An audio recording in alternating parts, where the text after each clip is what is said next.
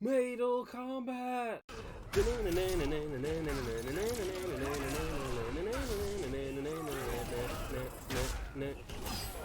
Fight. It is time for me to do my first redo review. Mortal Kombat month. I already did a review of Mortal Kombat 1 earlier, but I gotta come back and do it again.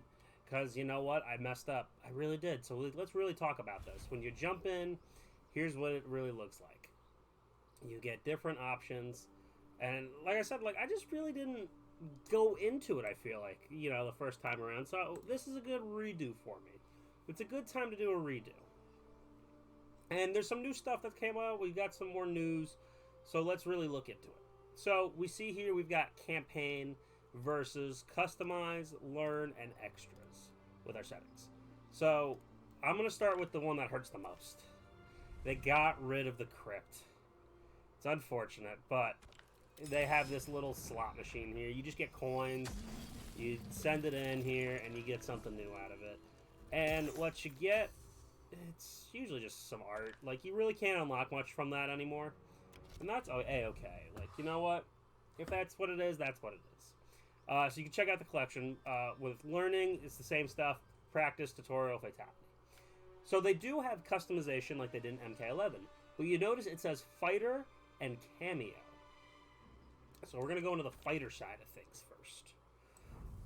So for fighters, you see here we've got quite a few in 2 locks. So let's talk about what we got here. Scorpion, been in all of them. Reptile, he's coming back, but he looks a little different. He's got a different story, and I'm not going to reveal it. Sub-Zero, Johnny Cage, Kung Lao, new created Li Mei, Kenshi returning, another new one, Ashura, she is brand new, Nitara coming back from the 3D PS2 games, Baraka, Geras, who has returned, Havoc, DLC, the first one that came out was Quan Chi. I'm not going to talk about guest characters yet. Shang Tsung was the pre-order bonus. Kitana, who's a main fighter. Ermac, who was recently released as a DLC. Melina, who's actually in the story. General Shao, not Shao Kahn, because he is not the Khan. We got Sindel. Tanya. Rain. Raiko, also returning from the PS2 days. Raiden. Smoke in his first return since MK9. And Liu Kang. Now, you see that I didn't go over the guest characters. From Invincible, voiced by J.K. Simmons from the show and in the game. Omni-Man. John Cena reprising his role as Peacemaker. I don't know the guy's name, but I think his name is Anthony. Anthony Starr, who will be reprising his role as Homelander when he joins in the mix. I believe he'll be coming soon, since The Boys will be returning to Season 4 on June 13th. At the time of this recording, it is May 14th. And Takeda, coming back for the first time since MKX, he actually gets to join the party again. Now, like I said, you notice that it says Fighters and Cameo.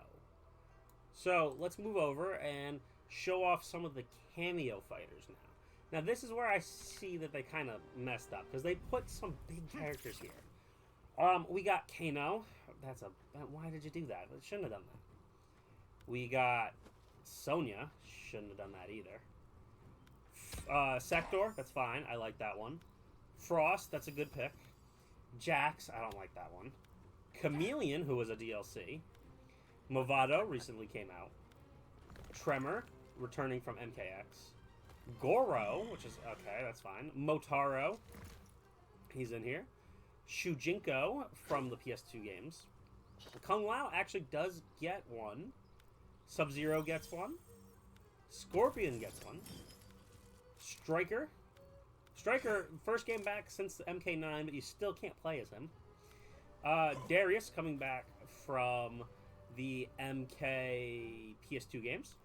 And Janet Cage, who's brand new and makes no sense.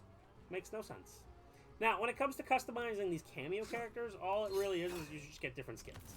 So if we go into Scorpion's palette, you see, boom, that's it. He only gets pallets. You don't get anything with him. Now, when it comes to customizing a normal fighter, you get the gear again, you get the fatalities again, and the pallets. But you cannot change the movesets, so you don't really get that personality anymore. You don't really get the personality that comes with creating the character of this. Besides that, honestly, we really did kind of go over everything that was in the previous game, like, you know, in the review. But we'll touch base on it again real quick. Now, the game is actually very nice looking. It just came out with a patch to make it look 4K. So that's actually really cool. I do like that. Now, with that being said, they actually... I'm going to move myself so we can look at some of the stuff. So I'm going to stand in the middle here. You'll notice that they kind of took away something that they did in Mortal Kombat 11 really quick. And just kind of replaced it with a meter again. So as you look, it's... We don't have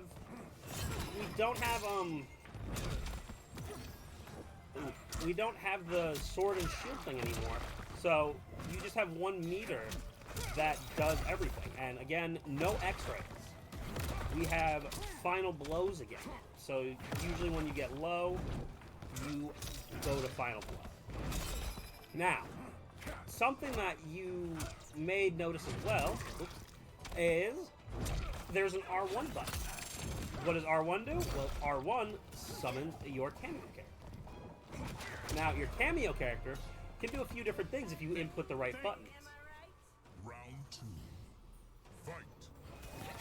So, if you do like a good code, like something like that, they will do something fancy, but they do have a generic R1. And you'll notice that Chameleon actually switches between all the ninjas, the female version, so you've got Jade, Melina, and Katana. But, I mean, gameplay, again, still the same stuff, just adding up the cameos now. Final blows are still here. They got rid of the shield and sword in replace of just meter again, which is a very interesting choice, because I tried it out once and I guess gave up. I thought the sword and shield actually did work kind of well, it felt like.